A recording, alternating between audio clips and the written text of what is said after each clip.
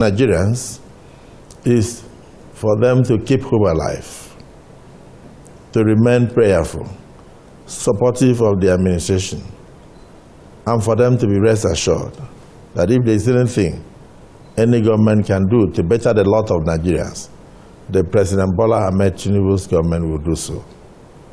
And don't forget that you are bringing a president who is tested and trusted, a man who has the experience in all spheres of governance. He has tested the private sector, rose to the level of a treasurer in ExxonMobil, and of course, as a governor of Lagos State, he led the blueprint that today has led to what we are seeing, Lagos being one of the most prosperous cities in the whole of Africa, with probably the largest economy of any city in West Africa. You look at his achievements in the area of IGR, internally generated revenue. He made Lagos at 600 million, and by the time he put the policy in place today, Lagos is churning out almost 60 billion in a month as IGR. And the same way in Nigeria, what he has started today has already started to bear fruits. So my message is very simple. Keep hope alive. Pray for the president. Pray for his administration. But be very, very hopeful and be rest assured that things will definitely get better, despite the messy situation that we met on ground economically. Let's look at the level of complementarity between the executive and the legislature. How are you aligning with the executive to deliver on the dividends of democracy to Nigerians, especially as your administration or your tenure is seen as the government's favorite? Our policy is very simple. It's people-centered. We are more interested in what benefits Nigerians.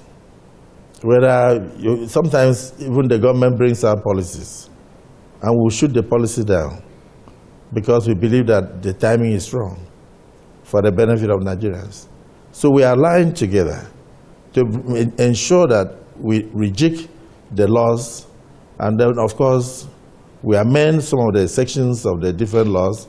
Some are anachronistic. Some of the laws have been there before 1959. And some are still in our books today. And then we are trying our best to make sure that we amend those things. And then we bring out legislations that will better a lot of the people. So we align with the administration's resolve to renew the hope of Nigerians in all facets of human endeavor. And that is exactly what we are doing. For me, and I'm optimist, I believe that yes, the days that we met on ground were a little bit murky. Economically and otherwise. I don't want to I'm past administration, but all I want to say is that a combination of factors led to where we are, including COVID-19 session. There is no country in the world that is not feeling the impact of the current situation. Going on in Gaza will affect the wheat supply to the world, because they supplied more than 30% of the wheat all over the world, so the prices will go up. The inflation is on the high side, and then of course the naira has fallen short of expectations to a point where the purchasing power is down very low and all that. And so in all these instances, what the government is trying to do is to cushion the effects of these things on the Nigerian populace. And of course the workers are yearning for increase in their income, in their monthly take-home pay, and government is alive to that. And for the first time, you have an administration that is also doing the right thing, punishing those who are engaged in it, but at the same time providing the enabling environment to cushion the effect of poverty in the system.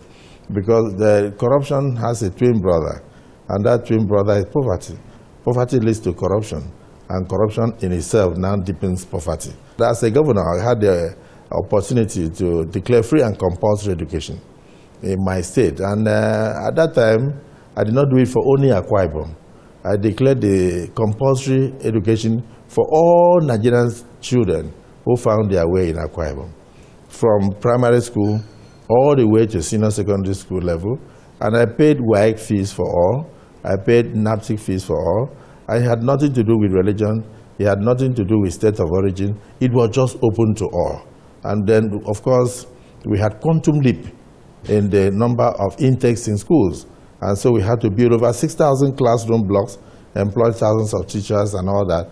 And that policy today is being celebrated by all and sundry. So the most vulnerable in our society, and many of our children that were unfortunately dealing with selling of menial things like even newspapers, groundnut, oranges, and some other places, all came back home to join in the educational milieu.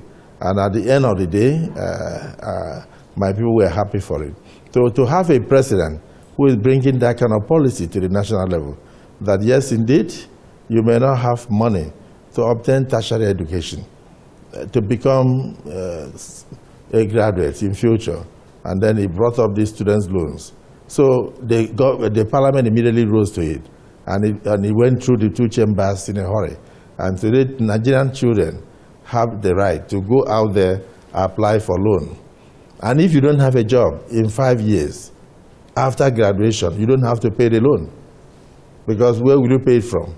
But should you have a job, immediately you graduate, it means we start the deductions as to enable others to join in the scheme. It's a revolving scheme. So I think that particular act of parliament is the one that is most dear to my heart. Within the first year of this administration, outside other social amenities and programs that he is putting in place, that one is very close to my heart. When you open the door of school, you close. So when you give people education, it's like giving somebody an opportunity to learn how to fish. You are not giving the person fish. You are teaching him how to fish forever. And the difference between the driver and the car seat owner is education. That's what I used to tell my people. And today they are managers of the economy all over Nigeria. They are no longer house elves and houseboys. That aspect was consigned to foreigners. So in the face of the poverty, relentless poverty that Nigerians seem to suffer, are you strategizing in a special way, in any way, with the executive to ameliorate the sufferings of Nigerians? I don't know what the public expects from the legislature, but I do know that what we expect from ourselves is to take care of the interests of the public. It's definitely going to work because we are not an appendage of the executive. We are taking actions that will promote the peace and unity of the country. When there is infraction in security, we invite the security chiefs, and we go into closed-door sessions. We listen to them, then we provide solutions, and they go back to implement. And then when there is an opportunity to make the law, we do so. If there is need to amend the law, we do so. And there is something that the president consistently points out, that is not inviolable. Inviolability is the precept of God. In other words, it's not above mistake. Point it out, and I'll correct myself. I'm not afraid to correct myself, because I'm not God. So I can take decisions that may not be the best, but please just point it out. The same thing in the parliament. We are not inviolable. We are human beings also, and we live in the same society, affected by the same weather, affected by the same economic circumstances and all that. So we are not different from you. But one thing we can assure you is that as your voice, as your representative, we will only take actions based on your needs. We will take actions based on what we call the need analysis.